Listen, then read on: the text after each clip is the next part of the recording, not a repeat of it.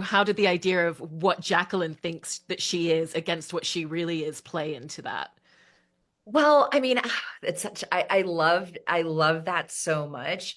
I think there are certain scenes that each of the ladies um use different ways to kind of um distract the attention, of having being put on themselves. I think one of the great things is that we leaned into early in the season is that toxic positivity. It's like all these women are turning up and they're all putting their best foot forward.